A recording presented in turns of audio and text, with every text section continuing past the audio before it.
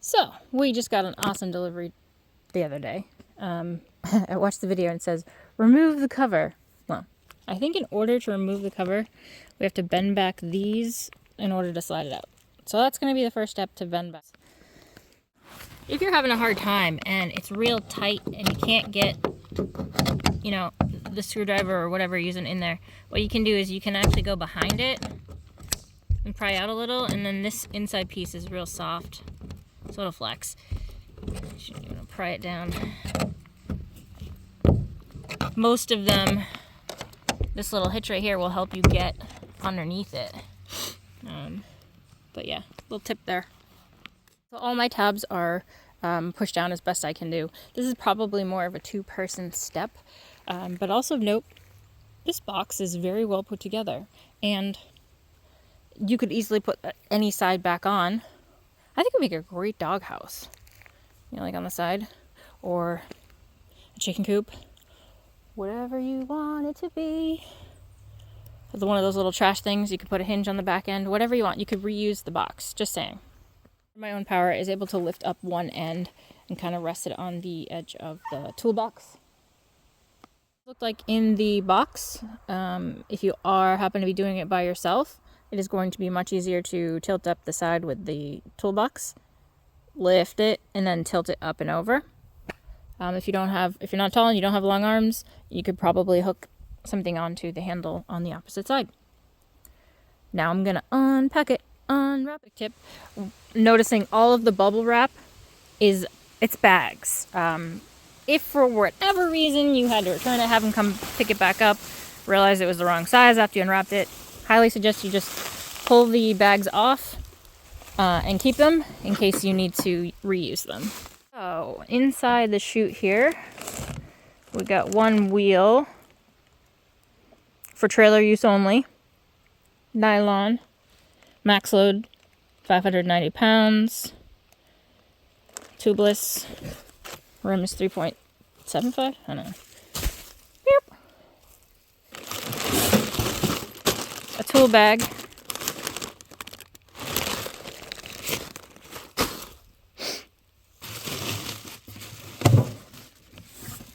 hello.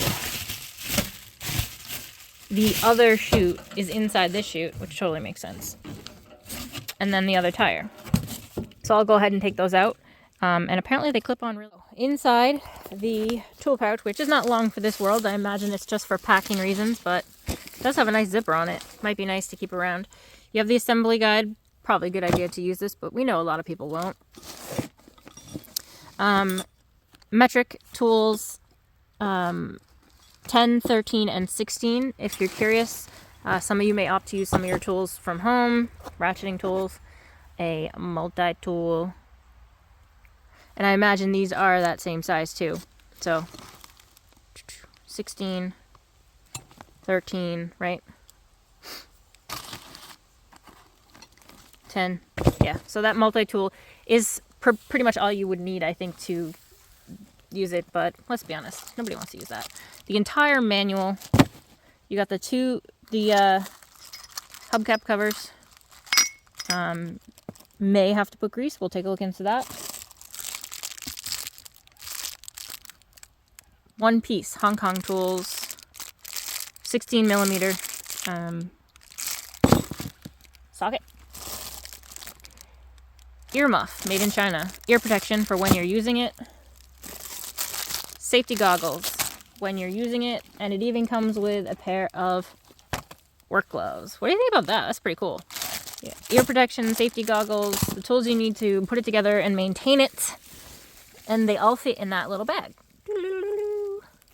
As you probably noticed and realized while you were purchasing the product, there is a toolbox on the back. If you don't want to lose the tools while you're working on it, especially if you're working on it in your yard like I am, you can put the tools in there.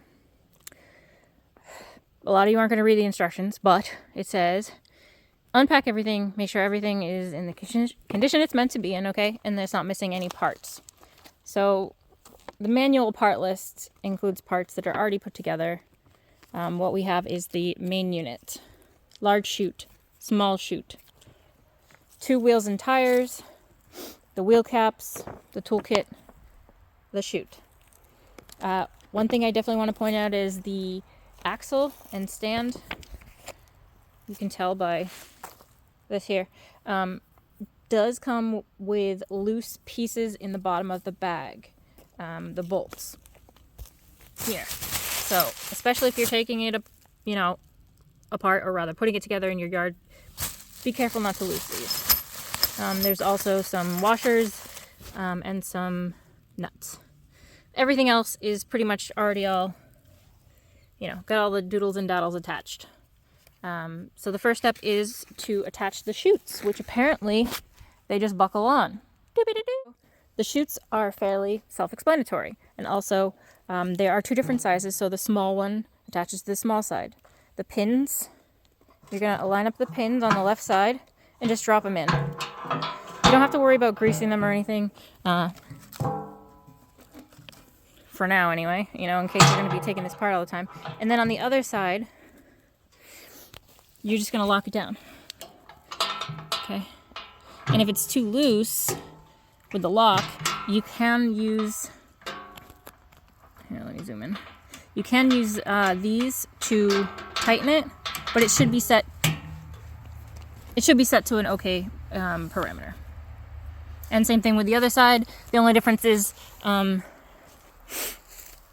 the pins are on the right, the locks are on the left, and be careful not to pinch this wire in there. I would just tuck it away for now, off to the side, or have someone hold it if you have help, so that it doesn't get pinched in there. As a single person with tiny little arms, this larger chute is a little bit harder. I do suggest that you line it up like this and then tip it over.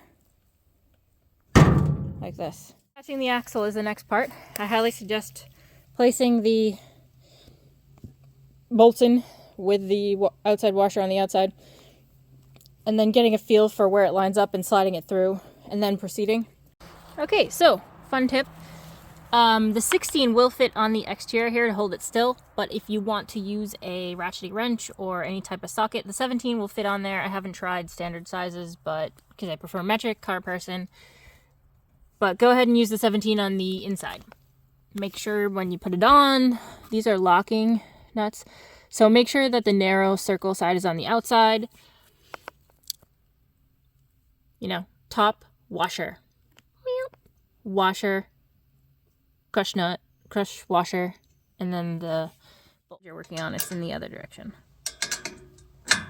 So, I'm holding the camera too, keep in mind.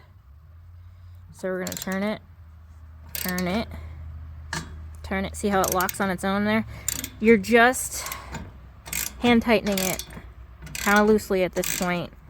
I'm going to do it like I do wheels and kind of, tighten each one down most of the way, because otherwise you'll get it stuck there on the outside. The front axle is attached. I did find the other bolt. Sorry. And I'm just going to leave it that tight for now and then tighten it later when it's in the position, upright position that it's always in. So the axle is going to come pretty much assembled after you attach it. I will go over, so it's going to come with the pin in it. So I'm going to show you a cross view of the pin. See how each part of the pin is half a circle? When you reinstall the pin, it is not like other pins that may have a loop and a hold and a kick out. This whole pin is going to go back into this hole, and that's what it's meant to do. And then you're going to want to bend it back like this. So, but things you may need for installation. This is going to help you to screw this back on. It's going to fit inside these veins here. In case you need to pull the pin out because you did it wrong. Guilty. I did find it helpful to prop up this portion of the axle on top of the other legs, so that, installing it myself, that the height is already up at the level of the wheel. The wheel is capped because it is greased and there are bearings in there. You may want to keep that in mind when maintaining it. Also, when installing the wheel, it looks pretty much universal on each side, but you're going to want to make sure to install it with that on the outside. You probably don't want to take the covers off until you're ready for this step. So you're going to put this on, and it is going to back up all the way up to this spot right here. Right? If you need to, you'll give it a little lift, and then it should come through the other side. Careful, as it comes through the other side, it may actually push the bearing out. Okay? So you're going to want to make sure that that doesn't happen, or if it does, that you do grab it. Don't get it dirty. Don't let any dirt get into it. We don't want that to happen to the bearing. You could just hold your two fingers on the outside like this to prevent the wheel to be a little bit harder to install, since the first wheel already had it up off the ground. So I added just a second of the other legs to it to hold it up at the correct height. So you might need to push this bearing back in a little bit, but don't push it too hard, because the axle bolt, I get it on there, should slowly push it back in to where it needs to be. And just so you know, these gloves, so that's hand tight for me. Hi, Duke. Duke wants attention. And then the only way I found to tighten it further, unless you happen to have something that size, is this fits inside the wheel and also inside the fins, and this should turn. Hey, Duke. This should turn the bearing into the wheel, I mean, as evenly as hand width, by doing it by hand as possible. I would prefer to have a tool that actually fits around this lug, because this only goes so far. You're going to want to make sure that, so there's holes, that this pin goes in. You remember the pin. You're going to want to make sure one of these little gates lines up with the hole. You can see that one's a little bit off. I might be able to go a little bit. Might have to stop filming to get that. So, my phone battery ran low. I completed the assembly. Putting on the stand. You want to make sure the pin is in place here. This pin right here. Which comes off, so you can raise and lower or completely remove the stand.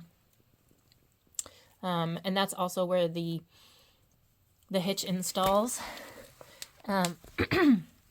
Just like the other side, you have one bolt here and then one bolt right here. And works the same as the other side, with the exception of these are 13. So you'll want to use your 13 millimeter tool.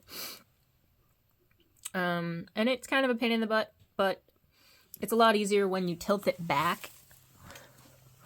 They show it in the basic YouTube video, but you just grab these handles and put your foot on the axle and tip it back so it's resting. There's even like little plastic things here. Tilt it back. It's so much easier to reach that way. I was a little surprised at the hitch that slides in. It doesn't have a lot of extra length for attachment. It only has one pin spot. And then you're going to install this. It's just held on by screws. There's a groove around here. The screw falls into the groove, and you can tighten it. Don't over tighten it, because you're going to ruin the metal. The chute, it's very similar if you've used a snowblower to a snowblower chute, except you don't control it at the helm. You're going to control it here. And last but certainly not least, remember the cord we were keeping out of the way when we were attaching the large chute? Well, that is the emergency on-off switch. There are holes in the body, so you could certainly pass it through there and attach it here. And that goes all the way up to the top of the chipper chute with the keys in it. If you do turn it off, it is not an immediate off. It depowers the engine and then the engine winds down, just so that you know. So, the results of the chipper.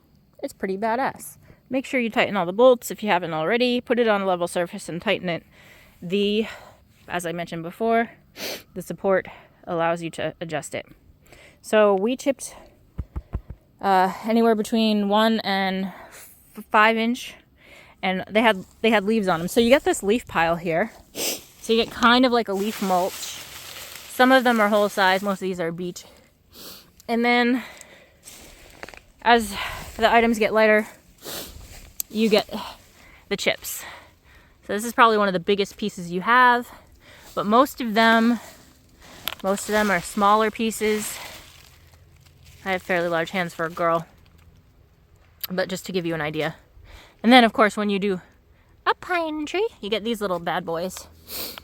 They may have certain devices that allow you to catch and collect it. It's all a pretty good size mulch. When you're sending larger stuff through, I know all of you had the turtle and the rabbit on your toys when you were a kid, right? You want to start it. So you want to start it on the turtle, and even when you start it the first time, you want to start it on the turtle. Once you add it in, because it's hard to get it to eat it if it's spinning real fast. Once you add it in, have someone over here to crank it up to rabbit, the faster. When you're sending larger items through that have branches, the only thing we found that really stopped it was 1-inch branches that didn't get eaten before they went into the chute. All right. And here is a video of Nick and I using the wood chipper. You'll see me put in a few small bunches and then a much larger tree.